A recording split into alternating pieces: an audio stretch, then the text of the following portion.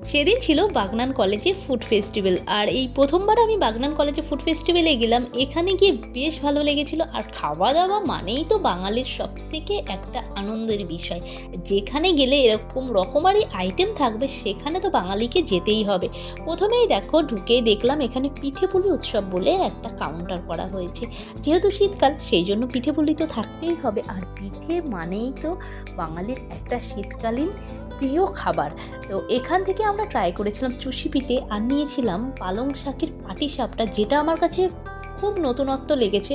কারণ পালং শাকের পাটিসাপটা আমি এর আগে খাইনি, যেটার দাম নিয়েছিল 30 টাকা, আর চুষি পিঠে নিয়েছিল 15 টাকা। তার সঙ্গে মালপোয়া নিয়েছিল 5 টাকা। এখানে মিষ্টি থেকে শুরু করে মিয়মরের নানান রকম কেক, পেস্ট্রি, সব ধরনের খাবার ছিল। আর এখানে বিরিয়ানিও ছিল। আমরা যেটা বাড়ির জন্য নিয়েছিলাম হায়দ্রাবাদি বিরিয়ানি, বেশ ভালো ছিল। তার সঙ্গে যেটা ট্রাই করেছিলাম আমরা সেটা হলো মোমো। এখানকার মোমোটা বেশ ভালো লেগেছিলো, 50 টাকা নিয়েছিল। আর বাঙালি হয়ে চা খাবো না এটা তো হতে পারে না, সেই জন্য এখান থেকে ট্রাই করেছিলাম 1 কাপ গরম গরম চা, যেটা 20 টাকা নিয়েছিল। ফিশ ফিঙ্গার নিয়েছিলাম শুধুমাত্র টেস্ট করার জন্য, মাত্র একটা।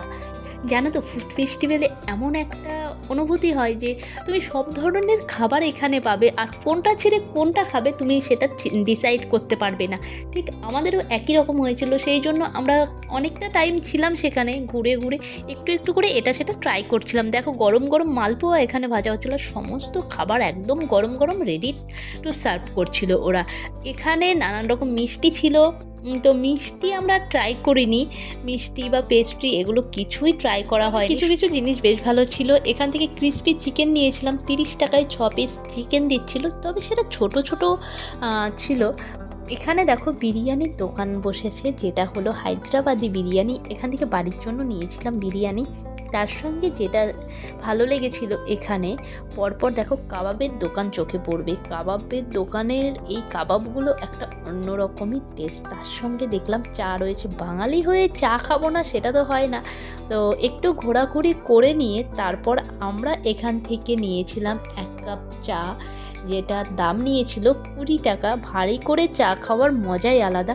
আর যে কোনো অনুষ্ঠানেই বলো, যে কোনো অকেশনেই বলো না কেন, বা কোথাও ঘুরতে গেলেও 1 কাপ চা হলে যেন মনে হয় সব কিছুই একটা আলাদা রকম এনার্জি, যেটা বলে একটা আলাদা রকম এনার্জি চলে আসে। সেই জন্য চাটা আমাদের নিতেই হয়। ঠিক সেরকমই আমরা এখান থেকে চা ট্রাই করেছিলাম। আর এটা হলো বালাজি ফুড স্টল। এখানে দেখো সব ধরনের খাবার ছিল, হাঁসের মাংসও এখানে পাওয়া যাচ্ছিল।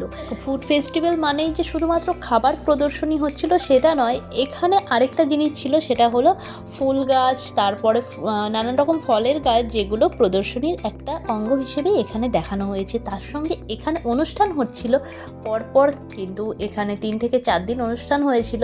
তো 3 থেকে 4 দিনই নানান রকম সিঙ্গার এখানে এসেছিল। সেখানে অনেকেই অনেক রকম অনুষ্ঠান করেছে। আর এখানে দেখো পরপর পুষ্প প্রদর্শনীর জন্য গাছ রাখা আছে।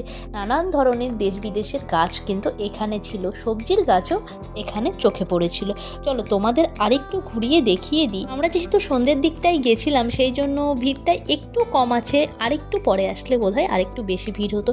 এখানে দেখো নানান রকমের গাছ তো চোখেই পড়েছিল, চন্দ্রমল্লিকা থেকে শুরু করে সব ধরনের গাছ ছিল। চেনা গাছ, তার সঙ্গে কিন্তু অচেনা গাছও আমাদের এখানে চোখে পড়েছিল। আর তার সঙ্গে যেটা সব থেকে আমার ভালো লেগেছে, এখানকার পিঠেপুলি অনুষ্ঠানটা সত্যিই খুব ভালো করেছে। পিঠেতে নানান রকম হরেক রকমের পিঠে ওরা রেখেছিল, সেটা বেশ ভালো লেগেছে। আর ফুড ফেস্টিভ্যালে গেলে তো এরকম খাবার দাবার চলতেই থাকবে। এখানে দেখো অনুষ্ঠান হচ্ছিল, সেদিন ছিল বাউলের অনুষ্ঠান।